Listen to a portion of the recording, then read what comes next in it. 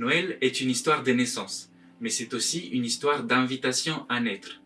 L'évangile de Jean ne raconte pas la naissance historique de Jésus, mais il parle bien de naissance.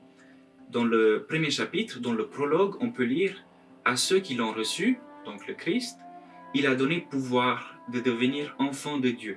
Ceux-là ne sont pas nés du sang, ni d'un vouloir humain, mais de Dieu.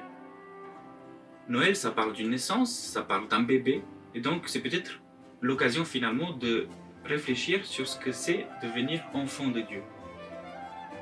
Et donc même si Jean ne décrit pas comment Jésus naît, il dit que il parle d'une naissance et il nous invite peut-être à naître à nouveau. Mais qu'est-ce que ça veut dire naître à nouveau?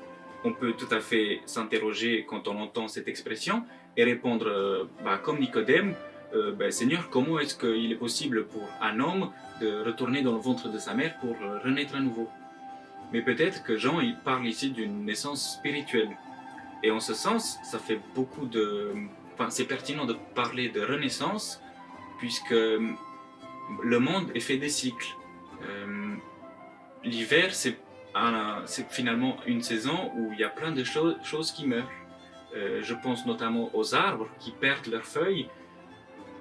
Finalement, l'arbre accepte de perdre ses feuilles pour que les feuilles puissent tomber par terre et ensuite alimenter tout l'espace autour, alimenter les racines pour qu'au printemps, ils puissent renaître. Et donc, si on est invité à renaître, finalement, on est aussi invité à laisser mourir des choses en nous.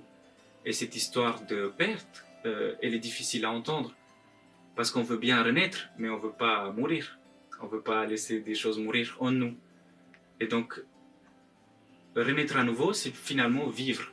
Parce que pour vivre, il faut sans cesse accepter de mourir. Il faut sans cesse accepter de laisser des choses mourir en nous. Alors ça peut être des préoccupations, ça peut être une vision, une manière de se voir soi-même, ça peut être des peurs, ça peut être plein de choses finalement qui nous encombrent et qu'on doit déposer et laisser comme l'arbre qui laisse tomber ses feuilles. Et donc naître à nouveau, c'est peut-être accepter à la fois de perdre pour au printemps retrouver sa vitalité, retrouver ses forces. Et donc en ce sens, il me semble que Noël, c'est aussi se poser cette question assez simple. Qu'est-ce que je dois laisser tomber pour renaître?